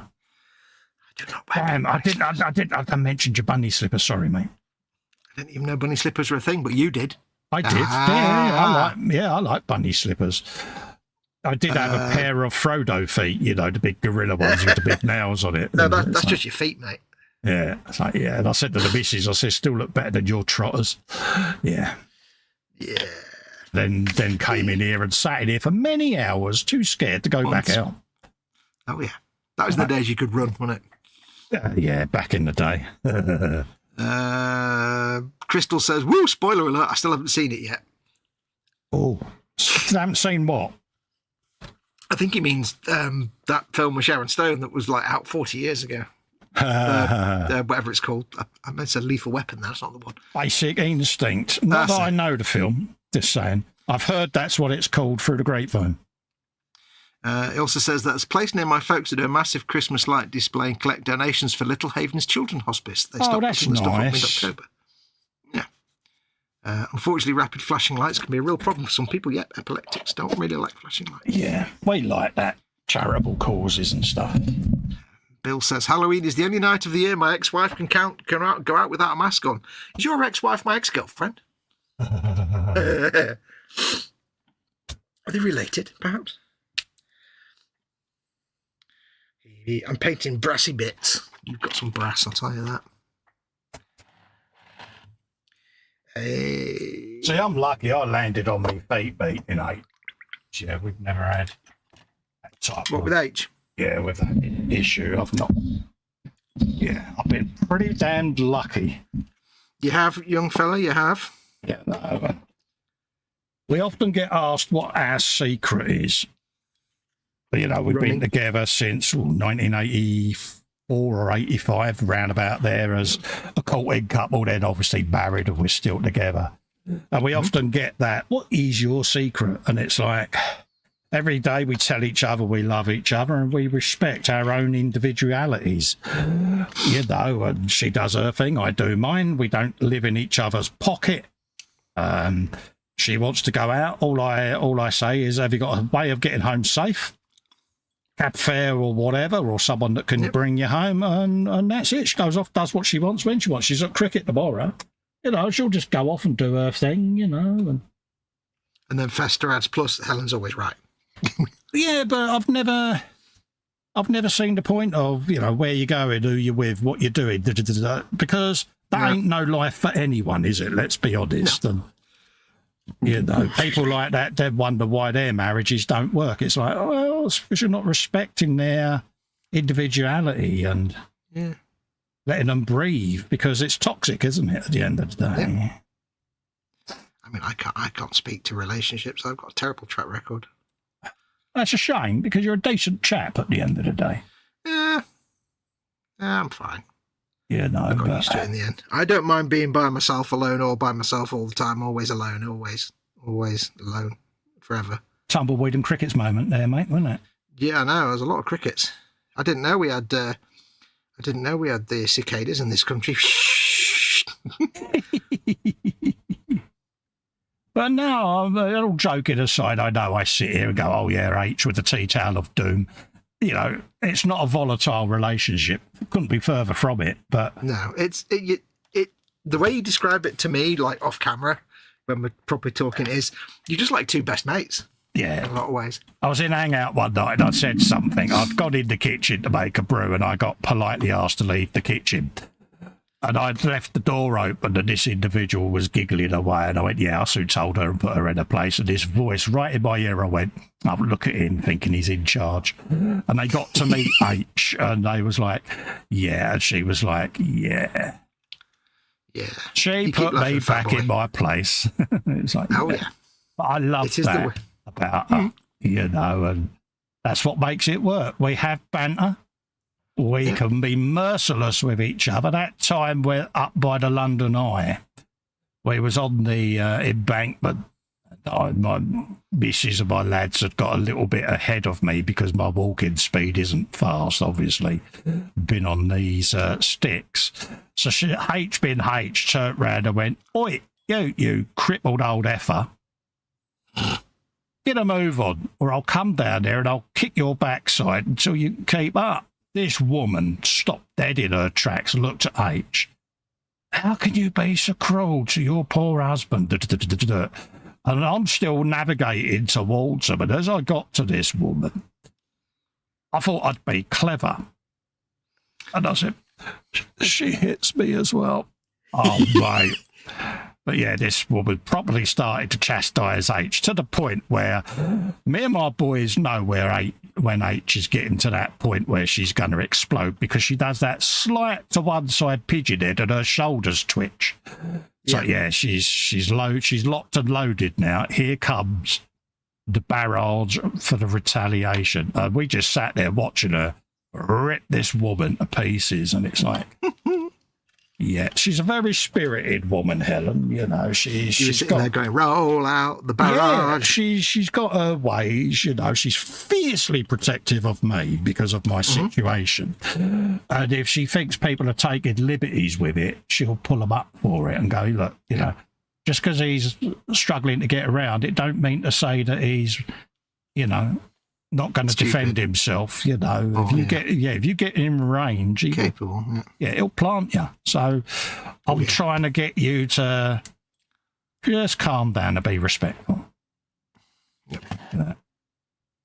And I love her for that, you know, and I don't get away with anything, you know.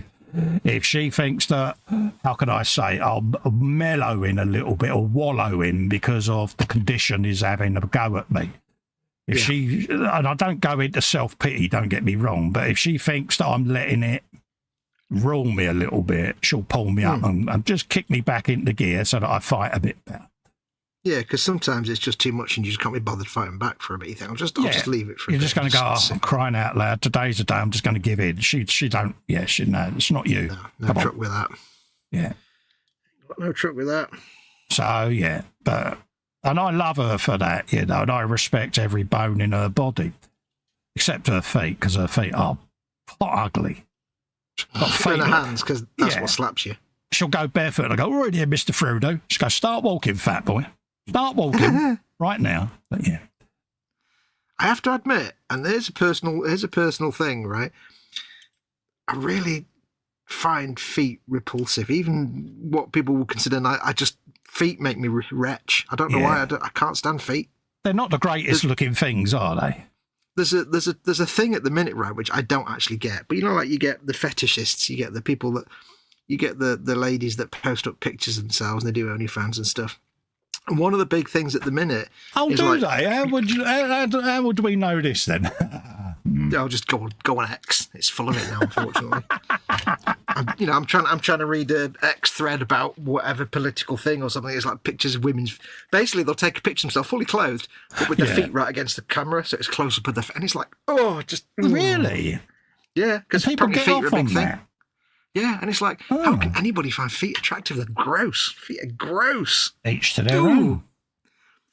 I mean, feet are just minging. I don't like feet. How weird. Yeah. Don't know why. Just never liked feet. Oh, well, I'm happy knowing that. Yeah. I'm going to sleep a lot easier tonight knowing that. Yeah, now you can update your birthday present list. Remove anything that doesn't need to be there. Yeah. So I take it then you didn't like the politician Michael Foot. PJ's put a load of feet emojis in. Yeah, this is it. So he's admitted something there. There must be somebody else. Somebody else out there must agree. Absolutely. There's nothing attractive about feet. Sophie says, you're all lovely people with big hugs. Oh, bless you. Big hugs back, Sophie. Welcome to our little family. Crystal says, I thought Colin was going to say the secret is I've kept her hypnotised all these years. Even when she's asleep, she knows the shenanigans that I'm thinking of getting up to, mate. And I'm home alone all day today into tomorrow because they're out cricketing today.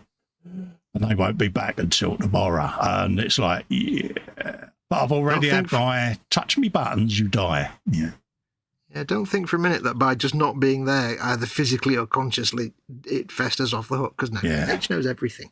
Francoise Marion is in with a salute. Hello, Francoise. Hey, Francoise. Francoise says, better to live alone in the wilderness than with a cantankerous woman. Proverbs 21:19. Jeff Light says, our secret is love, care, and respect for each other. LL and R, mate, is my mantra. Love, loyalty, and respect. And yeah, that's what we do, you know. I've got my friend circle. Helen's got her friend circle. We got each other, you know, and it works, you know. And we wouldn't, you know, we've got banter, and our banter can be quite brutal. You know, husband and wife banter can be. But if anyone else was to come out and say that stuff to either of us, then the respective partner would go, hold up a minute, I can get away with it. I'm her husband or wife or, you know, that sort of thing. But we do have that mutual respect for each other, especially in public. You know, we'll have banter, but if not everyone gets it, do they? No. You know, we've done some good banter when we've been out and about and the room just stops dead. You know what I mean? And it's like, yeah, this is our banter. This is us. You know, this is what we're like. Oh, all right then.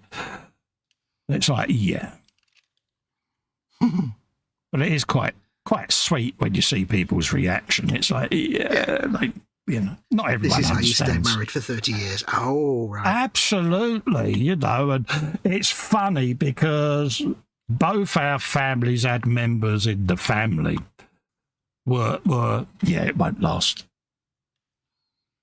And here we are, the only marriage in the family that is still going. So every year we get anniversary cards, you notice that the biro imprint is getting deeper and deeper into the card. And it's like, yeah, we're still together. It's like writing through gritted teeth, as it were. Yeah, and we'll often say to them people, yeah, I told you it would work. Yeah. Those of you that wonder what this little gadget is that I'm using, this is my little welder, and it lets me do welds all the way along bits that I'm joining. So it's just a little spoon bowl on the end of that. And it just lets me put in microscopic TIG welds all the way down that panel. See? He likes to weld it.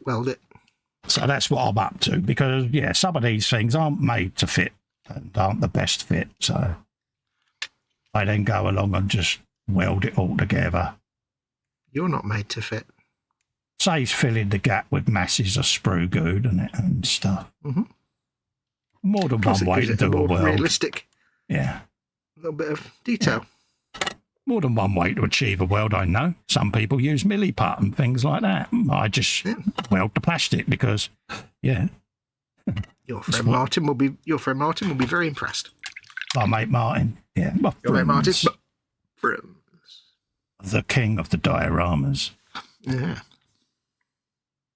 I shamefully admit to stealing many of his ideas. Well, there are very few artists in the world who can actually legitimately claim to have invented whatever it is they do. Exactly. Most artists copy and learn from others and adapt. Yeah. He saw Ringo and messaged us, and it was like, yeah, I was quite stoked with that. So I do give you a credit on the live streams because, you know, I've seen your work and it's like, yeah, nice. I like that nice little card. Yeah. So yeah, so it gave me bragging rights then, me and my mate Martin. Yeah. Yeah, and it's not that you sort of spoke to him and it's like, no, he reached out to you. It's even more cool. But no, it's nice, you know, and it's I like that. Yeah. He is very talented though. Oh God, yeah. For those who don't know who I'm on about a guy called Night Shift on YouTube. And I think, you know, we all say it about you know, this hobby can be artistic and it's works of art. When you see his work, yeah, that's art. Oh, yeah. You know, and it is phenomenal what he can do. And it's inspirational. Plus, he's got a fantastic voice. You can't deny that as well. Oh, yeah, I want a sat-nav voice. Turn right, my friends. My friends. That's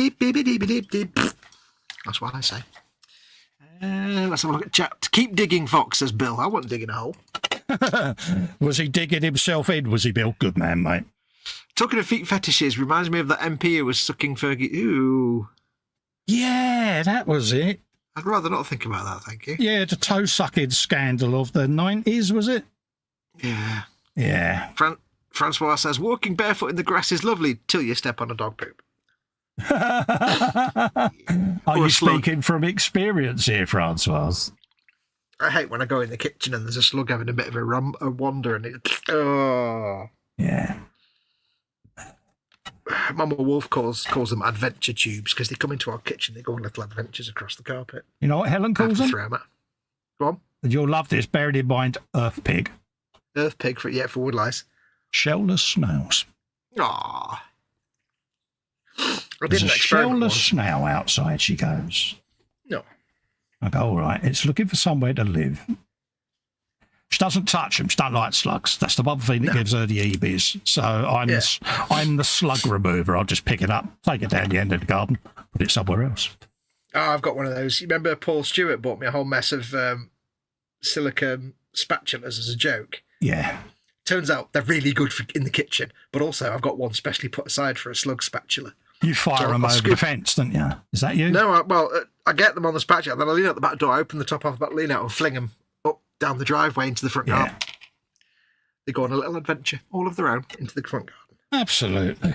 But it's funny, isn't it? Like, snails and slugs are exactly the same, but we all go, when it's a snail, and ew, when it's a slug, just because one hasn't got a shell. They're both cool. I did an experiment once.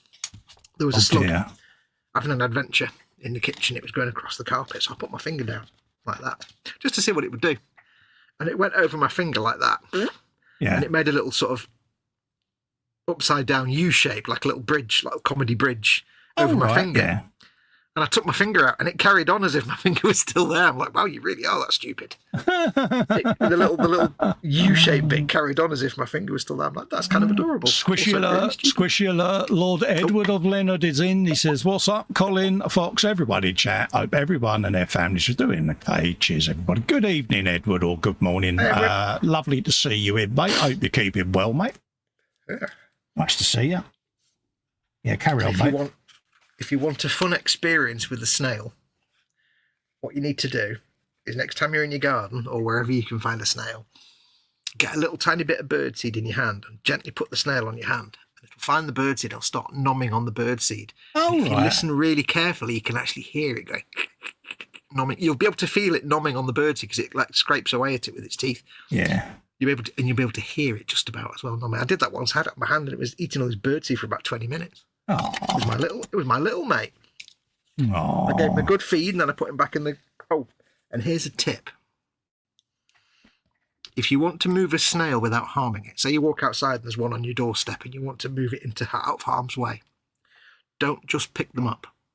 I learned this.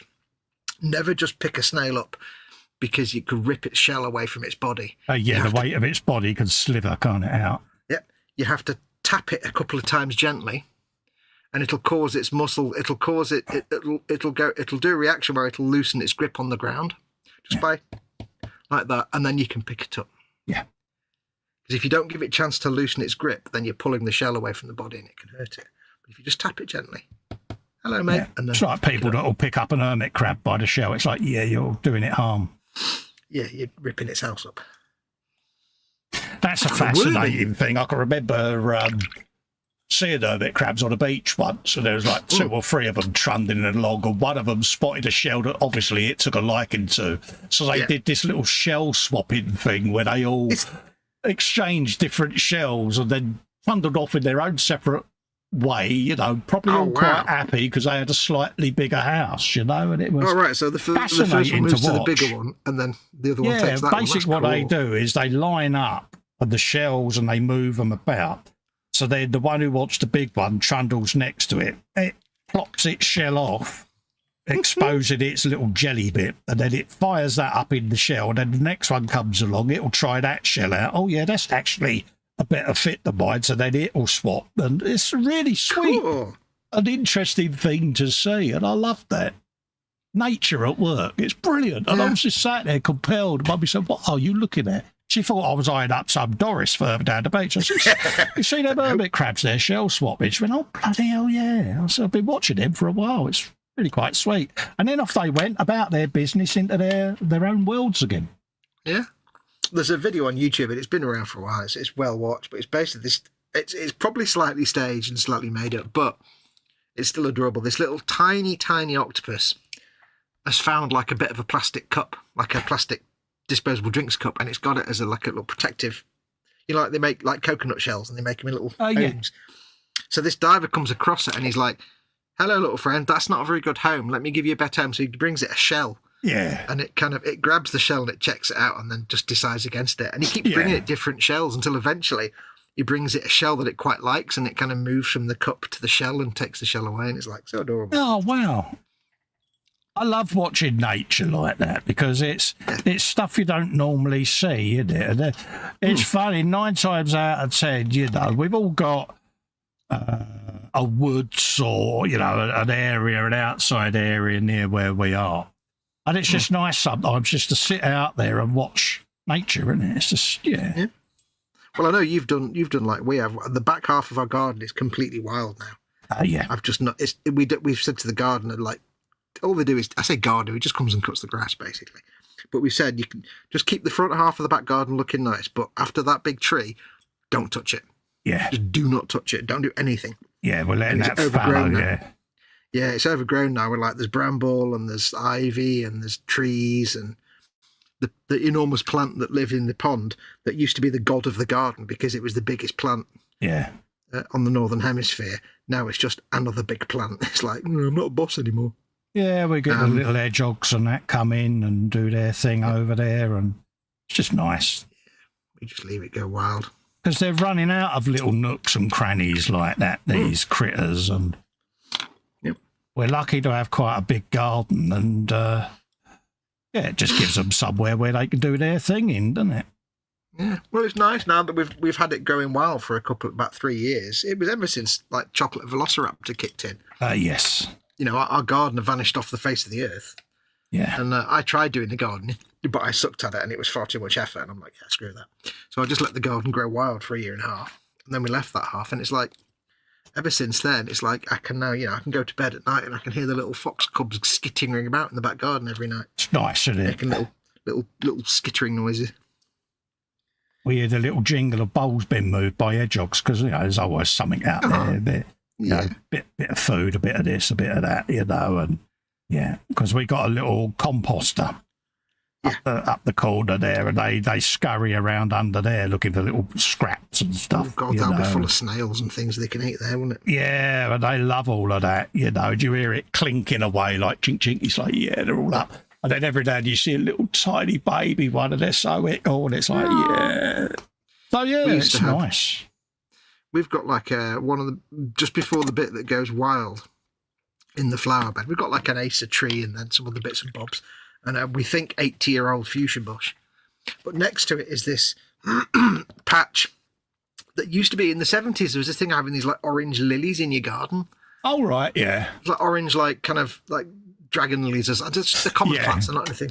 They're just common garden orange things. They get them big seed pods that I used to hoof across the garden fence with a tennis racket. Yeah. And they're still there, but there's mostly leaves. And every summer we go out and we see the leaves doing this.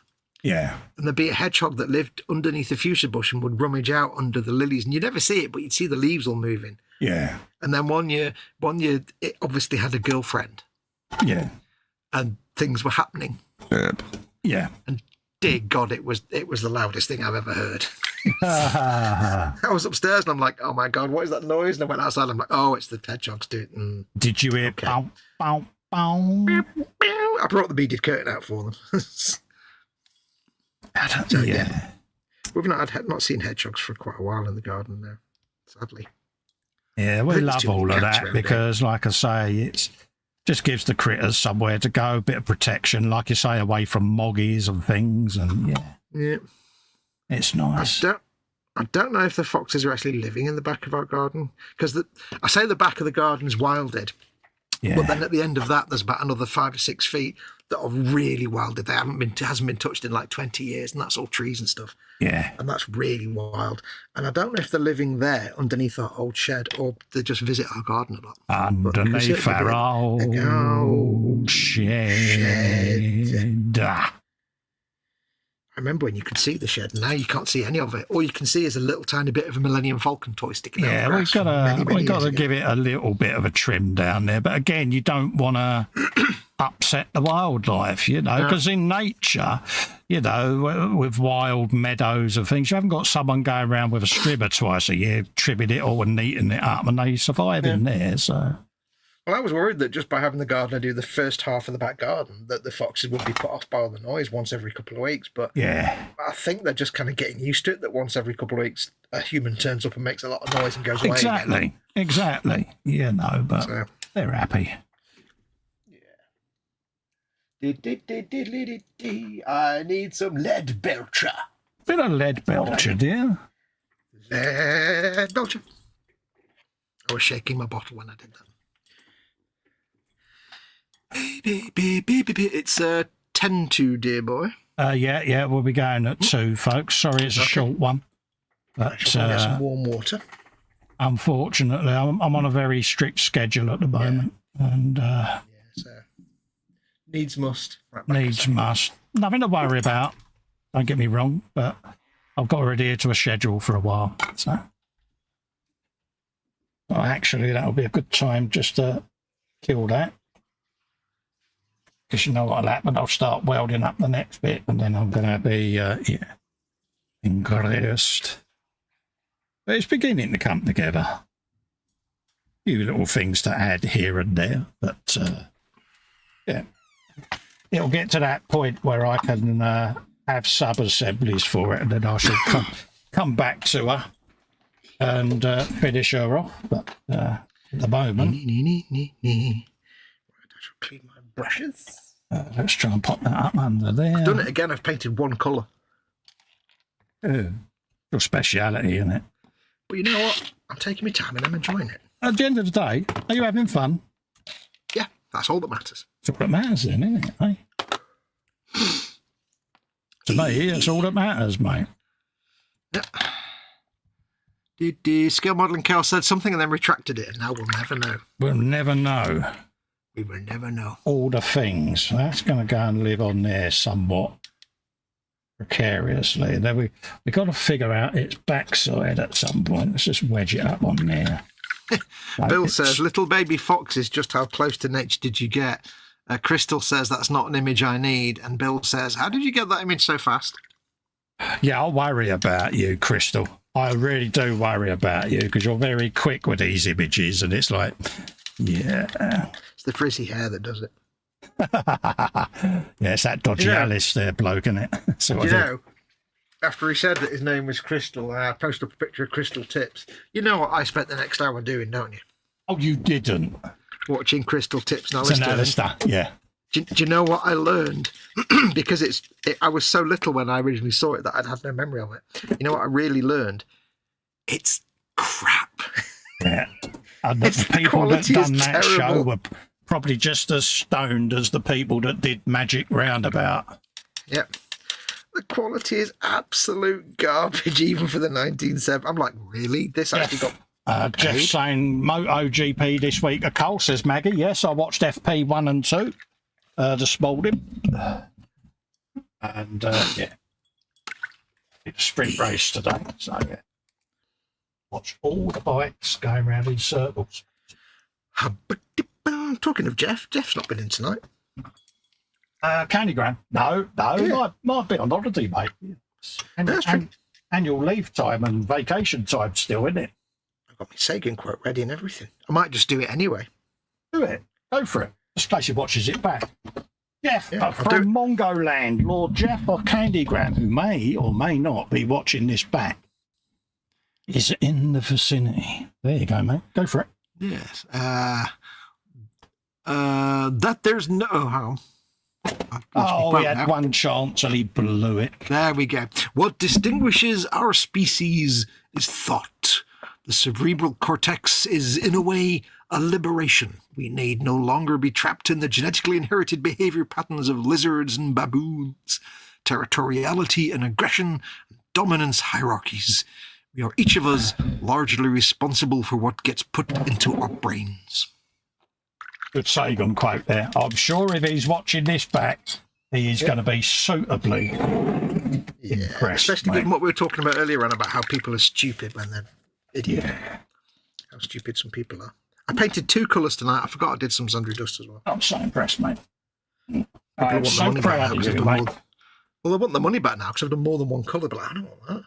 I'm as proud as I can be of it. I'm sure you could be prouder. If I did something even more impressive. You want all the pride, don't you? All of it. All of it. Every single molecule of pride. I'm a pride leech. I'd never have guessed. La, la, la, la, la, la. Put that back in the box. Happy days. The earth is the shore of the cosmic ocean. Suitably professional. Bench is all cleared. Ooh. We're beginning to take shape. I just need to figure out what I'm going to do with the rear end. Yeah, taking that shape. taught you, didn't it? Oh, Bye. 2 of them. I've been taking shape for the last 10 years, ever since I left work and started doing this. Oh, I see what you mean. I see what you did there. I took a lot of shape when COVID came in. PJ, tomorrow's going to be watching day 2 of the Goodwood Revival meeting. That's a good event to go to, PJ. I can imagine you'd be right in your element down there going for that. Oh, there's another one. What else is going on there? Bill says, is that Chris Seagull guy again? Yeah. Bless. Edward says, if you don't answer, I'll do it anyway. Good for you. Edward says, Foxx and Festa, is it okay to post some wildlife pictures in the groups of animals that weren't in my yard? Yes, absolutely. Post what you want, Edward. It's not a problem, mate. Like I say, as long as it's within guidelines of, common sense, go for it, mate. Yeah, I post up every time we get a little video of my fox in my garden. I post that up. So, yeah. You're one of the trusted members, Edward. You post what you want, mate. Don't worry about it. Yeah, you got almost carte blanche. Almost. Yeah, no, it's nice, isn't it? Yeah. Because at the end of the day, we're all nerds, so we all like floofs by default. Yeah, he says, from Spain. It's in Italy, mate. It's at the Misano Grand Prix, just about 15 kilometres from Tuverlier in Italy, mate. Ooh, so, that'll be in Italy then. Absolutely Misano, the circuit of Marco Simoncelli, in memory of Marco Simoncelli, who was sadly killed in 2011. Very sad day for the MotoGP. Sophie loves RCs, dishing out the love arts. Oh, we're getting all loved up here, Fox. Yeah, we've done well. Bless you. And keep with us, my darling, because it means you ain't a lot. going nowhere, girl. Don't even think like that. Exactly. Big hugs. We love dishing out hugs. Yeah. Hugs. So how have you gotten on tonight, mate, with your old tank of pops there, mate? You had a bit of progress? Well, Tony, this evening I've been digging for Roman and Anglo-Saxon artefacts, but what I've actually done, right, is I've painted the big ammunition. That bit of gold there, Tony, a bit brass. Oh, no, that ain't no, you see, what that is, Tony, that is, in fact, brass scorpion, that is. Oh, a bit of brass scorpion, I got a brass for the brass, make the brass look like brass. So I've got that down. Yeah. On the shells. I've got the cloth and stuff to paint on top, and I've done some brass details on the engine. Yeah. And on the armaments and on that sword, and I've done some little brass details on the big boomstick. Nice one. That's it. It's still very early days and all the stuff yet. Yeah, but it's early doors on the paint job. And I put the Xandri dust down for the big teeth that go on the front. Oh, you've been doing the big teeth, haven't you? Yeah. Look at that. Whoa. It's all about teeth, isn't it? Yeah, bit of sepia and all of that. Like, oh, mate, it's going to look mint. Just the Xandri dust. No, I mean as part of the darkening process, but never mind, the joke's gone now. Oh, I didn't hear what you said, sorry. Bill says, can post pics of stuff in the bushes. You can't post pics of stuff taken from inside the bushes. I have a restraining order that proves it. Oh, bless you. Oh, yeah. So, yes, folks, sorry it's a short one, but for the next couple of shows, I'm on a tight schedule, so there'll be, dead on the 2 hours, if you can bear with me, and then our normal prattling service will resume at some point in the near future. PJ says, hopefully see you Sunday. He says, bye then, everyone, mate. No worries. Yeah.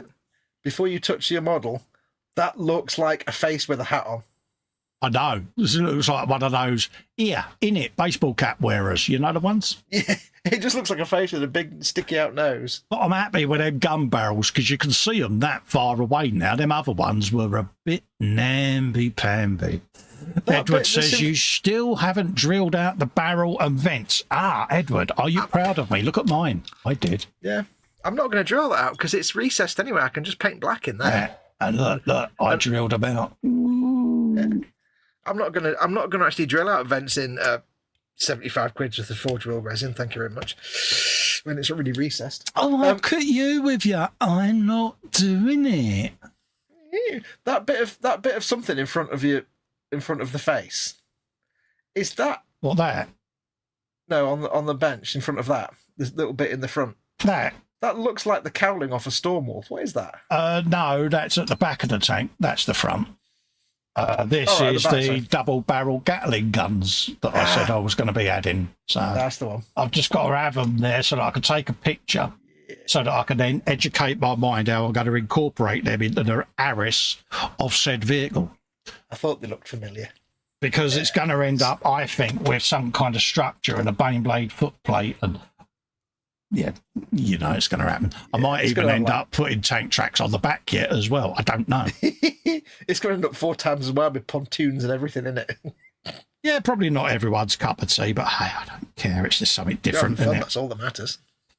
Yeah, like I say, you know, it'll get to that point where I shall put it aside and let it talk to me a bit more for the build, and then I'll bring it back when I've added more to it. But for the moment, I wanted to do something with the top end, and then I now need to just sit and get a few pictures of it in situ so that I can think about the rear a bit more. So that's what I shall do. Sit and think about the rear, don't you? I like my builds to talk to me, and they get to a point where I need them to talk to me then for the next stage, and that's pretty close to where I want to be, so that I can figure out the rear end, because, yeah, I've got the little half tracks on the front there. They're going to go up underneath there, underneath the front end. And obviously little side pontoons or whatever you call them are going to come around here with a walk-in plate and stuff like that. Yeah, you need something to unify it all at the back, don't you? Just need something now on the Aris there, just to... Yeah. That's bringing it together, by the way, folks. It looks universal so wrong, it doesn't it? But, yeah. Bring it together. Right, folks. Well, we're going to love and leave you and let you get on with the rest of your weekend. Yes. Many thanks to each and every one of you that come in and keep me and Fox company. We really do appreciate it. Literally, just as Go For It comes in, we're cupping off air, bless you. We really do appreciate it. Apologies, it's a shorter show than normal, but normal service will resume in a couple of weeks, folks. Okay. Hopefully I'll be about Sunday with Dangerous, and we'll do a show on Sunday. Keep an eye out, ring the bell, and then that way it'll let you know that we're doing it. I'll provisionally upload it, but fingers crossed we'll be here for Sunday, and it'll be gallery. So get your work in the gallery anyway. All right, folks? And I'm going to go away and pester someone to send me his artwork. Yes, I will do that. Until then, stay safe and well, and we'll see you on the next one. Bye-bye for now. Adios, amoebas.